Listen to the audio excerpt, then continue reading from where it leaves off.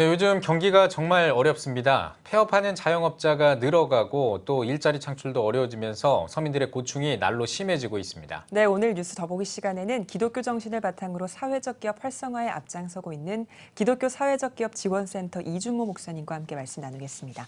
목사님 안녕하십니까? 네, 안녕하세요. 예, 반갑습니다, 목사님. 예. 자, 최근에 사회적 기업에 대한 관심이 높아지고 있는데요. 네네. 이 사회적 기업이 뭔지 그리고 우리나라의 그 사회적 기업이 어느 정도 있는지 네네. 정의와 현황에 대해서 좀 알려주십시오.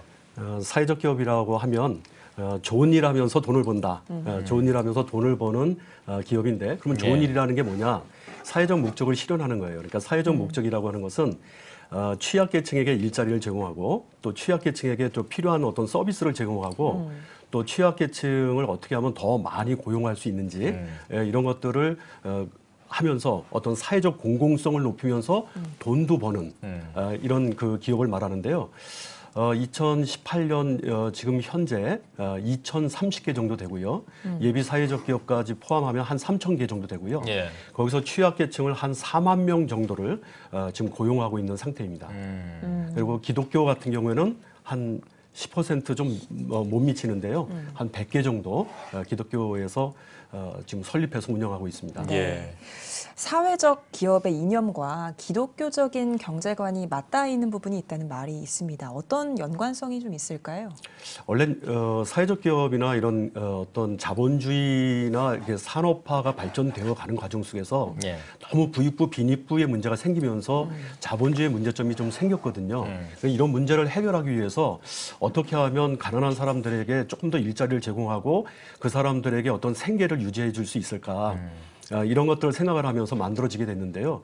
유럽에서 만들어지다 보니까 아무래도 기독교 정신을 바탕으로 하고 있어요. 예. 예를 들면 우리가 출애굽기 16장 같은 경우에 만나 얘기가 나오잖아요. 그리고 또 레위기 25장에 보면 안식년에 이어서 희년으로 연결되고 이렇게 해서 어떻게 보면 가난을 대물림하지 않도록 정말 하나님의 사회 정의 안에서 이런 것들을 해결해 나가는데 사회적 기업도 바로 이런 자본주의 병폐를 해결하고 그다음에 이런 어떤 성서적 근거에 있는 것처럼 가난한 사람들도 때가 되면 행복해질 수 있는 이런 것들을 꿈꾸고 있기 때문에 특별히 어떤 사회적 기업은 성경적인 근거들도 많이 있지만 그 출현 배경 자체가 어떻게 보면 우리 한국 사회가 더불어 사는 사회로 가는데 이런 것들이 만들어졌다고 볼 수 있습니다. 네. 예. 우리나라에서도 사회적 기업이 좀 늘어나면서 기독교 사회적 기업에 대한 관심도 함께 늘어나고 있습니다. 네네네. 어떤 것들이 있는지 현황은 어떤지 좀 짚어주시죠. 네, 사실은 기독교가요 원래부터 한국에 전래될 때 교회부터 진 것이 아니에요. 한국에 전래될 때 학교를 먼저 줬고 고아원을 먼저 줬고요. 예. 이렇게 먼저 어떤 사회복지적인 관점에서 해오다 보니까 한국 교회가 사회복지를 굉장히 많이 하고 있어요. 예. 상대적으로 다른 어떤 종교보다도 다른 어떤 사회단체보다도 사회복지를 많이 하고 있는데 예를 들면 장애인들을 데리고 장애인 사회복지 서비스를 해주다가 이왕이면 그 장애인들에게 좀 더 일할 수 있는 권리와 또 일할 수 있는 기회를 주는 게 좋겠다. 그러면서 예를 들면 뭐 비누를 만들다가 이걸 좀 팔아볼까. 이게 팔리면 그것이 또 수입이 만들어지고 예. 그래서 장애인들에게 조금이라도 더 많이 가져갈 수 있고 이런 거거든요. 그래서 한국 교회에 지금 사회적 기업들이 굉장히 관심이 많아지면서 늘어가고 있는데 유형별로 보면 어떻게 보면 옛날에 우리 한국 교회가 아나바다 운동을 했잖아요. 예, 예. 아껴 쓰고 나눠 쓰고 바꿔 쓰고 다시 쓰는 거 이런 것 때문에 어떻게 보면 좀 녹색 가게, 아름다운 가게 이런 어떤 그런 유형들이 좀 있고요. 또 교회 안에서 요즘 카페들이 굉장히 많이 만들어지는데 지역사회와 함께 어떻게 좀 열려있는 공간으로 좀 활용하고 싶은 거예요. 그래서 그 안에 어떤 강의나 어떤 문화활동 이런 걸 넣는 그런 유형이 좀 있고요. 또 사회적 기업 가운데 어떻게 보면 농촌교회 같은 경우에는 친환경 농산물을 생산해서 그걸로 사회적 기업을 만들어가는 그런 유형도 있고 다양한 유형들이 좀 있습니다. 네. 그래요. 그 저기 사회적 그 기업의 활동 같은 것들은 이제 교회도 이제 사회적인 어떤 그 활동들을 하면서 같이 이제 좀 비슷한 활동들을 하는데 교회는 사실은 뭐 헌금을 통해서 그런 어떤 재원을 충당을 한다면 사회적 기업은 그 어쨌든 기업이니까 지속 가능해야 되잖아요. 그렇습니다. 어떤 식으로 좀 이게 진행이 되는 건지 혹시 사회적 기업이 되면 반드시 해야 되는 것이 뭐냐면 이윤을 추구해야 돼요. 자선 사업이 아니에요. 사회적 기업은 이윤을 추구해야 되고 이왕이면 이왕이면 좀 더 지속 가능한 예. 그 정도의 수입이 있어야 되거든요. 그런데 정말 반드시 또 놓치지 말아야 되는 가치가 있다고 하면 사회적 가치인데 예. 그 사회적 가치라고 하는 것은 어떻게 하면 이 기업을 통해서 가난한 사람들에게 일자리를 주고 가난한 사람들에게 뭔가 도움을 줄 수 있는 그런 것이거든요. 예. 그래서 실질적으로 교회가 그동안의 어떤 선교 방식이라고 한다면 교회에서 헌금 나온 것을 가지고 그냥 이렇게 나눠주는 그렇죠. 것이었다고 한다면 예. 이제는 기업을 만들어서 거기서 나오는 수익을 가지고 더 많은 사람들에게 일자리를 준다라고 하는 것, 또 더 많은 서비스를 제공해 준다는 것, 이런 부분에서 기존의 전통적인 방식으로 해오던 그 사회 선교, 사회복지 선교나 이런 선교하고는 좀 다르게 예. 차별성을 가질 수 있고요. 또 사회적 기업을 하게 되면 좋은 것이 정부가 일단 사회적 기업으로 인증을 받으면 예. 취약계층을 고용할 수 있는 인건비를 대줘요. 그리고 또 사업을 개발할 수 있는 사업 개발비를 지원해 주는데 연 5천만 원 정도까지 지원을 해줘요. 또 법인세를 감면도 시켜주고요. 이렇게 정부가 혜택을 많이 주는 이유는 더 많은 일자리를 고용해라. 그래서 더 많은 가난한 사람들이 일할 수 있는 기회를 갖게 해주는 것입니다. 예, 그렇군요. 그러면 목회 현장에서 이 사회적 기업이 긍정적인 영향을 끼친 사례 같은 게 있다면 좀 하나 정도 설명해 주시면 좋을 것 같습니다. 목회 예, 현장에서요. 예. 최근에 CTS 방송에서 이제 그 방영된 송암교회 같은 경우, 예. 송암교회 같은 경우에 보면 교인들이 일자리가 없는 분들이 좀 계셨어요. 경력 단절 여성이라고 예. 하는 교회 안에 어떤 집사님, 또 지역에 있는 젊은 청년들 이런 사람들하고 같이 모아서 피자 가게를 열었습니다. 피자 가게를 열어서 지금 운영을 하고 있는데 의외로 지역 주민들의 반응이 좋고요. 무엇보다도 이게 맛있는 것도 있지만 또 하나는 어떤 이렇게 함께 모일 수 있는 자리가 있다. 그리고 아주 예쁜 집이에요. 예. 그러다 보니까 지역 주민들이 많이 와서 교회가 지역 주민들과 만날 수 있는 그런 어떤 공간이 되었고 또 지역 주민들과 소통하면서 뭔가 지역의 어떤 경제를 활성화하는 데도 도움을 주는 거죠. 그런 면에서 교회가 사회적 기업이나 사회적 협동조합 이런 것들을 통해서 정말 지역과 더불어 어떤 마을 목회 쪽으로 이렇게 방향을 틀어가는 것이 저는 바람직하게 보이는 겁니다. 예, 예. 지금 이 방송을 보고 네. 계신 많은 목회자분들 그리고 성도님들 중에서도 사회적 기업에 대해 관심 있고 좀 한번 해보고 싶다 이런 생각을 하고 계시는 분들이 네네. 계실 것 같은데 어떻게 준비해야 하는지 어떤 것들을 유의해야 하는지 좀 설명해 주시겠어요? 무엇보다도요 사회적 기업 준비를 하려면 이게 좀 전문성이 좀 필요해요. 그리고 시행착오를 좀 줄이려면 아무래도 좀 먼저 앞서간 사람들하고 소통이 좀 필요합니다. 그래서 네. 우리 기독교 사회적 기업 지원센터가 바로 그런 역할을 하는 거예요. 어떻게 하면 교회에서 하나의 교회가 하나의 사회적 기업을 만들고 하나의 사회적 기업과 결연해서 지속 가능하도록 도와줄 건가 이런 거거든요. 예. 그래서 일단은 기독교 사회적 기업 지원센터에 연락을 주면 네. 저희들이 나가서 찾아가는 컨설팅도 해주고요.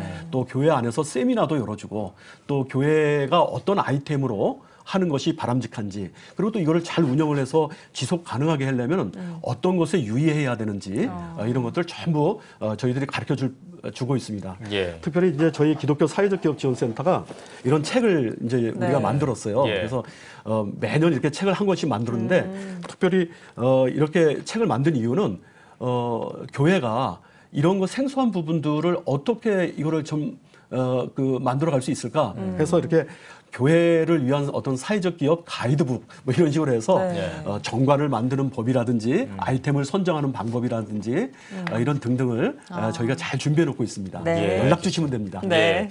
지금 말씀 들어보니까 그 교회에서 이제 사회를 위해서 이제 어려운 사람들을 위해서 어떤 사역하는 것이나 또 사회적 기업에서 이 추구하는 어떤 그 방향이 그 결이 좀 비슷하다 같다라는 좀 생각이 들거든요. 네. 그래서 이제 한국 교회와 이 협력을 잘한다면 정말 큰 시너지 효과를 낼 수 있을 거라고 좀 생각이 들기도 합니다 개인적으로. 네네. 그렇다면 우리 네. 한국 교회와 또 이 사회적 기업 이 기독교 사회적 기업 이렇게 활성화하기 위해서 한국 교회가 어떻게 좀 협력할 수 있을지 그런 어떤 방안이나 전략 같은 걸 가지고 계십니까? 어떤 게 있습니까? 일단은 최근에 한국 교회가 예.